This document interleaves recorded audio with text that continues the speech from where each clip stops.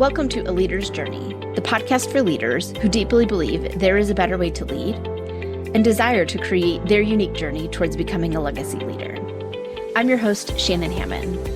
Over the last 20 years as a corporate leader and leadership performance coach, I've learned that many leaders believe there is a predefined path they have to follow and struggle leaning into their unique gifts that will create lasting impact and fulfillment. They end up feeling stuck, unhappy, and unfulfilled in the day-to-day of their role, and are challenged with why, since they have experienced success in their career and in life. I'm here to help leaders think through their leadership journey, learn how to ask themselves better questions, and learn the formula to create their leadership journey by design. If you are ready to design your unique leadership journey, lead with confidence, and love the teams you lead, then you are in the right place. Let's do this.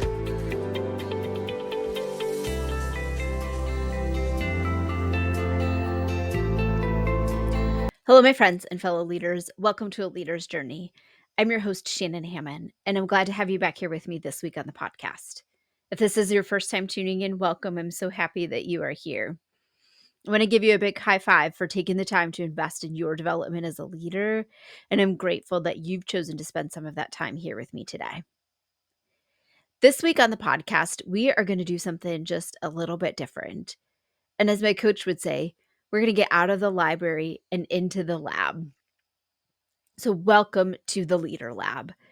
This is going to be a new segment on the podcast where we are going to talk about real life leadership scenarios that either I have experienced or that I'm hearing from my clients.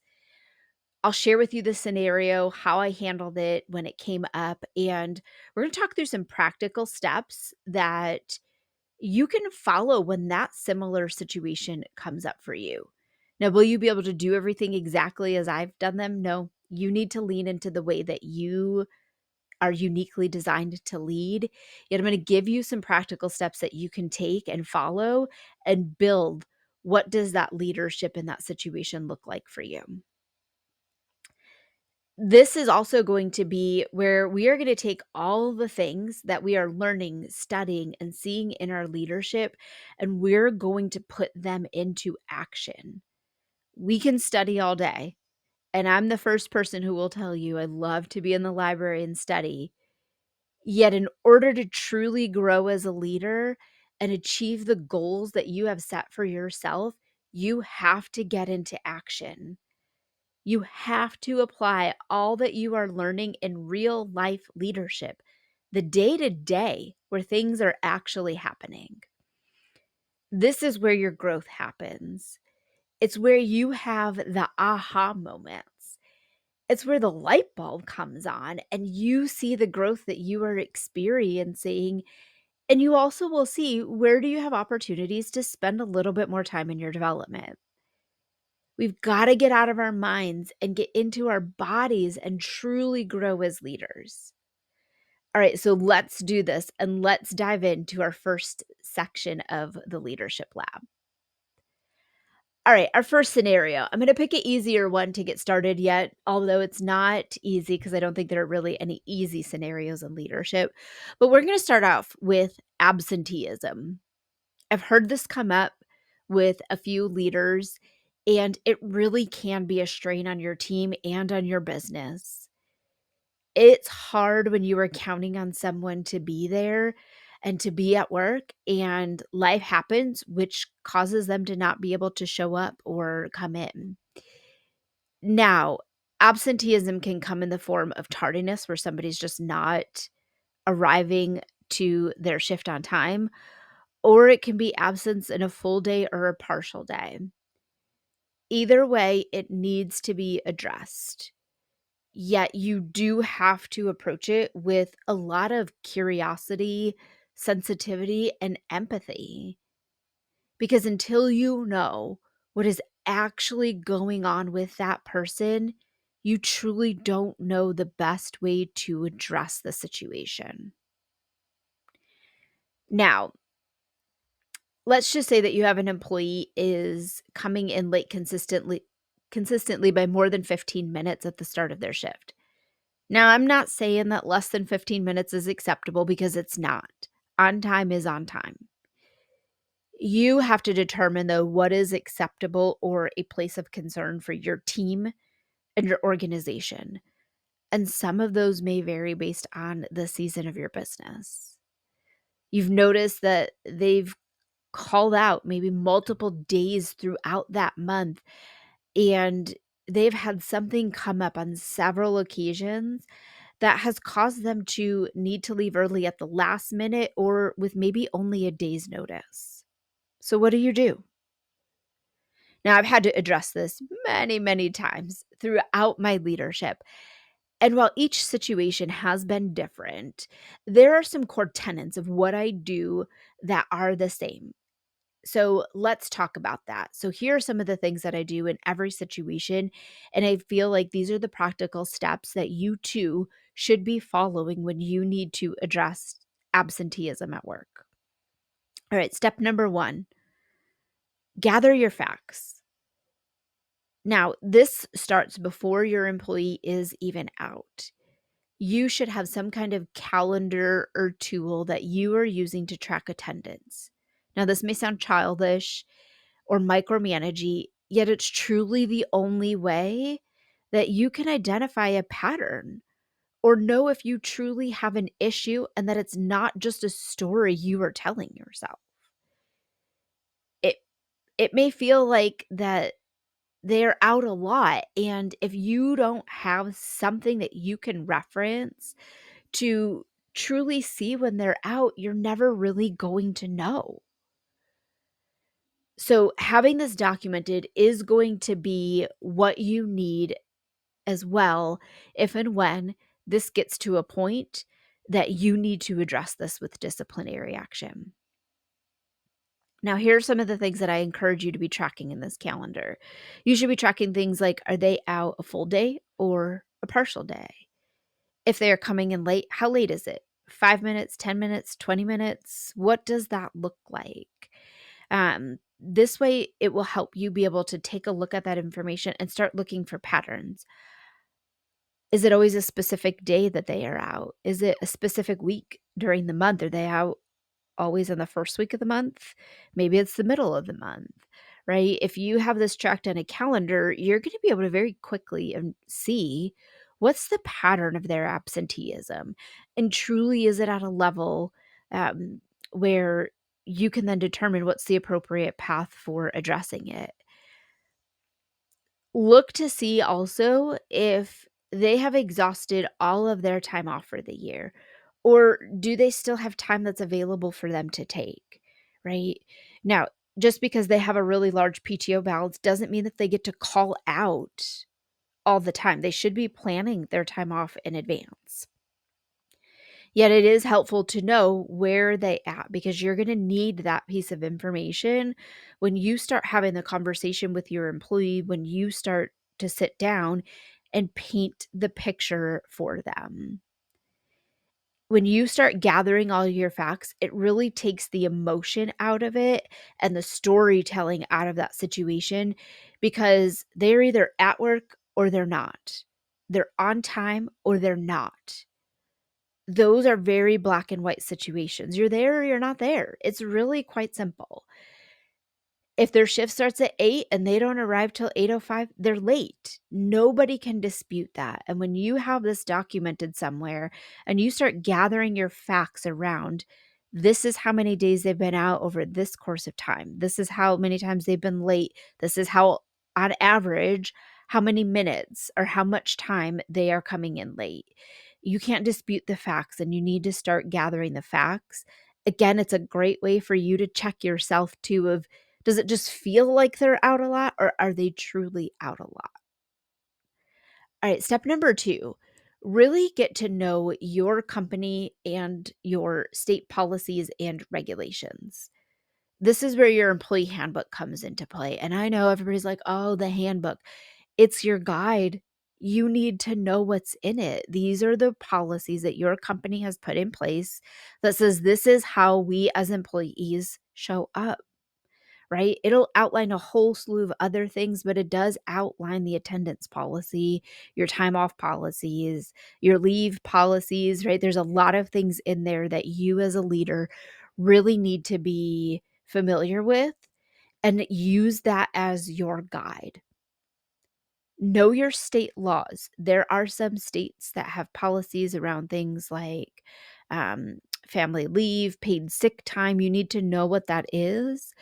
And there might be some laws in place that are going to impact how you address absenteeism, right? I know there are some states who, I don't want to say penalize, but if an employee doesn't take lunch by a certain time, they have what's called the missed meal, and then they're paid an additional hour because they didn't take lunch within the time frame that they are supposed to, right? That might be impacting some of that. That might be causing them to then not take, if they're coming in late, then they might not be taking lunch on time, which might be generating this missed meal. So just know what all of the company and the state policies and laws are around attendance at work. Again, these are your guide. They're going to help you in knowing how to address the issue, and the big part of that too is it is how you ensure you are addressing this consistently across your team and across your organization. The policies in your handbook don't apply to just one person. They apply to everybody that works in the company, and you as a leader have an obligation to uphold what the policies are in your handbook. So be familiar with them. All right, step number 3, and I always do this if I'm having to address absenteeism within my team, and that is connect with your HR team. They are a great partner with you on this. Don't be afraid or worried to reach out to them. They are not the big bad gatekeepers that they are perceived to be. They want you to reach out before this becomes a big problem. They want to partner with you. So reach out, and you will find that a huge weight gets lifted off your shoulders, and you'll be able to more easily get out of your head in the situation. Your HR team, they are going to help you in reviewing the facts that you've gathered. They will help guide you in those company policies and the state laws. So if there's something that you looked at that you're not familiar with, or you really didn't understand what it said, or maybe you just missed it, they can help fill in the gaps of that for you. They will help you in preparing talking points. They might share a perspective and how you can approach this situation that you didn't think of. And most of all, especially for you new leaders, they will be able to confirm that you are heading in the right direction or not in addressing the issue, right? They are your partner. They want the same things in each of these situations that you do, and that's having everybody show up at their best, and they are there to help support you as the leader of that team and making sure that you're doing that. So partner with them, reach out, I make friends with your HR team. I would say reach out to them before you even have things that you need to address. Get to know them, let them get to know you. And again, you'd be surprised at some of the things that they're going to bring to the table that are going to help you level up that conversation, that are going to help you feel so much more confident and prepared to step into that conversation and know that you are doing the right thing. All right, step number 4. This is the big one, right? You've got to address it with the employee. You need to have a conversation with them. Face to face is ideal. If you can't, do it through some video conferencing. And I would say a last resort is just a straight verbal conversation. You want to be able to connect with the other person, right? So you're going to share your concern with them. This is where I try to stick to the facts of the situation. Yet don't be cold-hearted about it. You're not there to say, "Let me tell you how many times you've come in late." It needs to be a conversation that is led with empathy. Um, Yet again, you need to stick to the facts, yet don't want to be cold-hearted about it, right? You could say something along the lines of, "I've noticed you missed 5 days of work this month. This is out of character for you, so I wanted to check in and see what's going on." And you leave it as that open-ended question that allows them to be able to come back and share with you their perspective. And as the leader, you need to hear their perspective and what they have to say. Listen with curiosity and empathy. You don't know what they are going to share. You might think that you do, but you don't. And this is going to help you determine what actions and what resources you might share with them. After you hear what's going on, again, that's going to drive kind of the next step in this. And a big part of that conversation really is resetting the expectations, right? Everyone needs to be reminded what the expectations are in the importance of why that expectation exists. There's a lot of information that's coming into us at all different times. Nobody can remember everything. So I like to be able to remind my employees what the expectations are around attendance, being on time, and being at work. Now, depending on their circumstances, you'll want to, again, express empathy for what they have going on. Now, I say this because it really is dependent on what they share. I had an employee who was consistently 20, 30 minutes late. They worked a later shift within our department. So every time they were late, it prevented their peers from going to lunch. It slowed down our workflow and delayed our production schedule for the entire day. Now, the reason that they were late was because they were just oversleeping and not managing their time appropriately in order to be able to leave with enough time to get to work timely. While this is an unfortunate situation, it's not the same as if an employee shares with you that they are working through maybe their own personal illness or they're needing to care for a family member who is sick, right? Again, both situations, we need to reset the expectation, but that's going to drive then what your next step in that conversation is. Now, this is where you want to share some resources. So, step number 5 is sharing resources with your team for how you can support them and how they can support themselves. Again, you might find that they are going through a difficult health situation for themselves or their family. And this is where you can step in and share resources like FMLA, your leave of absence policies, maybe employee assistance programs, and any other programs that your company offers that might be able to support them that would be appropriate for that particular situation. You'd be surprised at how many employees don't know or don't fully understand the resources that are available to them and how they can be leveraged in their specific situation. Many employees also fear leveraging resources because they believe it might have a negative impact on their standing at work. And they don't realize how it's actually more beneficial for them to leverage resources, right? I think of things like needing to take a leave of absence. Employees are always worried about what's the financial impact of that? Will I still have a job when I come back? And they don't understand things like FMLA laws and whatever your individual leave of absence policies that you may have that's work in that supplement FMLA, right? This is more than likely whatever they're going through, a whole new situation for them, and they just don't know what to do, and they're overwhelmed with everything that they are facing, so you being able to share these resources is going to be a big support for them. Now, if it's a situation like I shared before of just not managing their time properly, perhaps you're gonna share some development resources, right? In the situation that I had with my employee who was consistently late, we discussed how it impacted their future goals and the things that they were working towards, and talked about ideas on what they could try to get up earlier and really stay focused on their morning tasks to ensure that they left on time, right? And a part of that was truly mapping out how long does it actually take to get from their house to the office, right? In that situation with my employee, it turned out they thought it really only took like 10 to 15 minutes when really their commute on average, when we mapped it out, was 25 minutes. That's a big difference, right?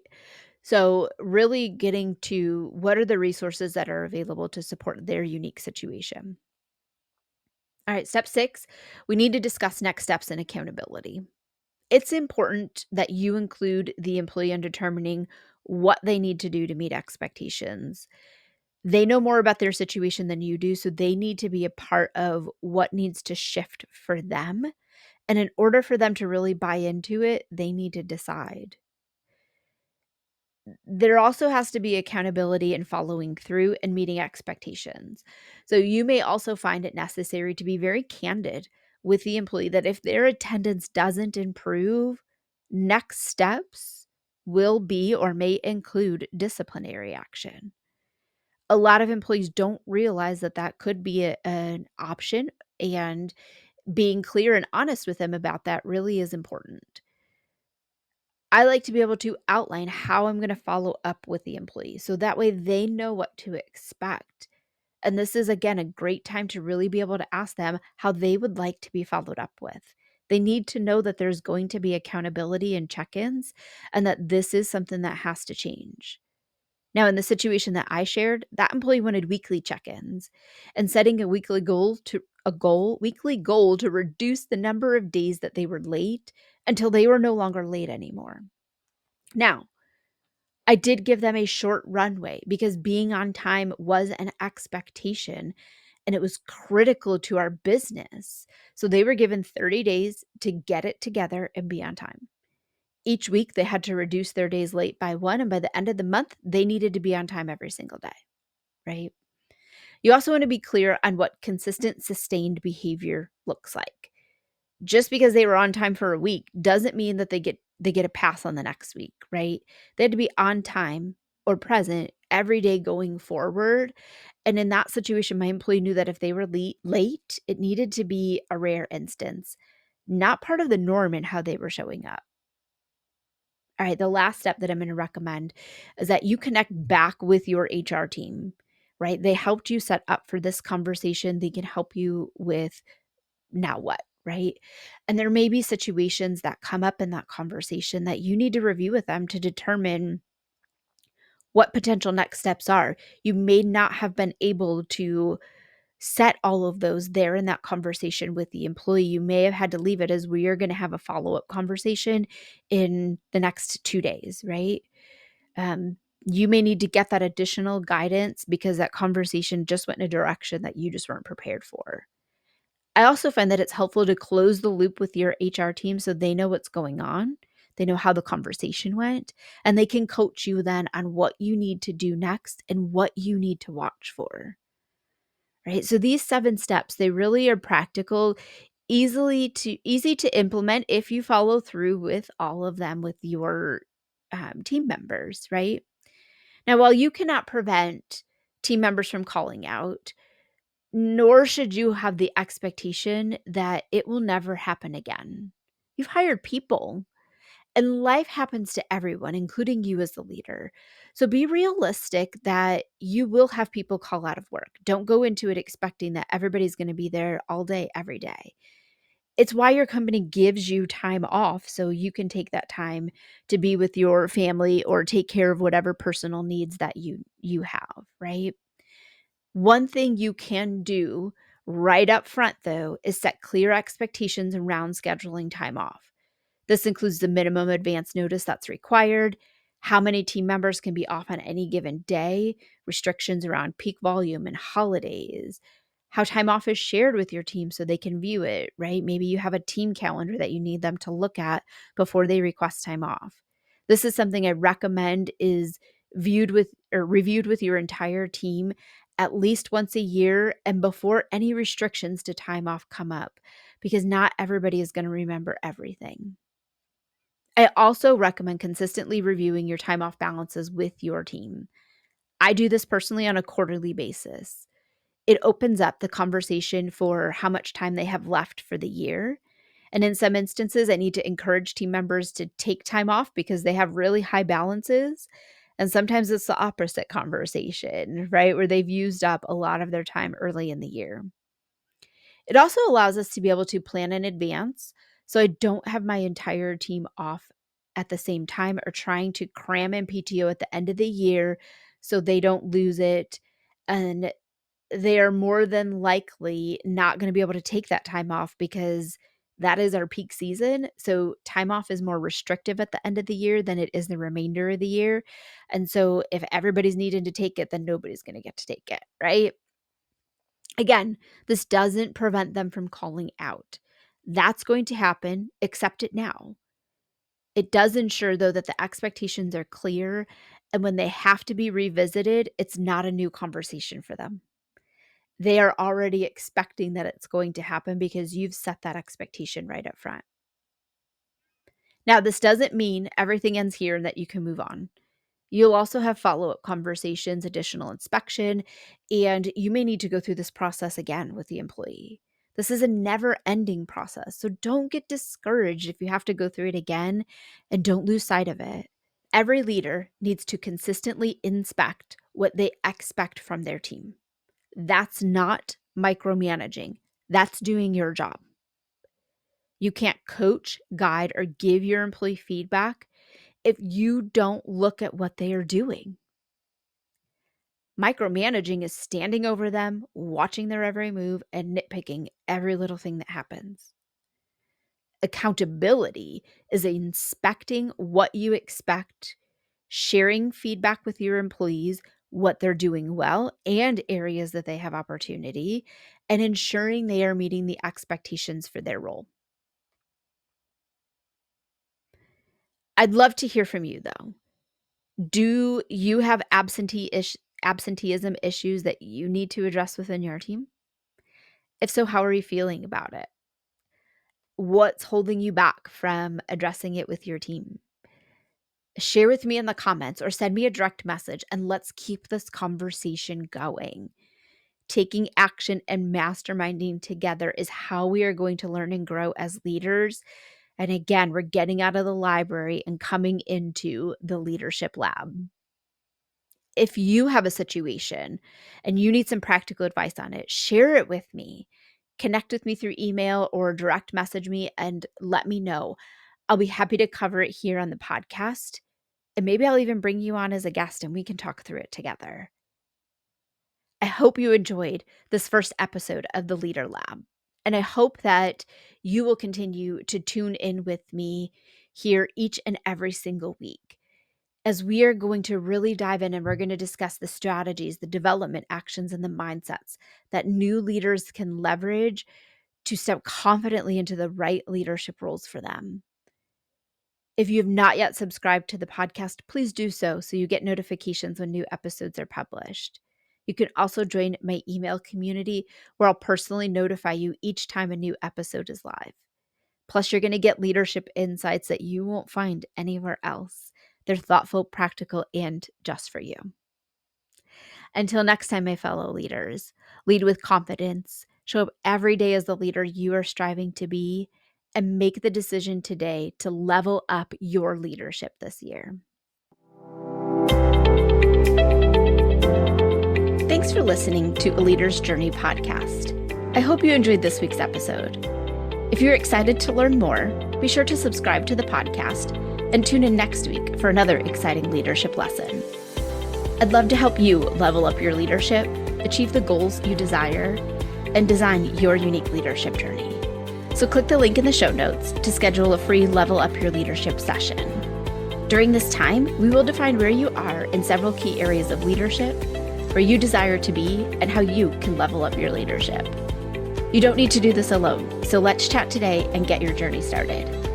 Don't forget to connect with me on LinkedIn or in the A Leader's Journey community on Facebook, and share this episode with another leader so we can all learn and grow together.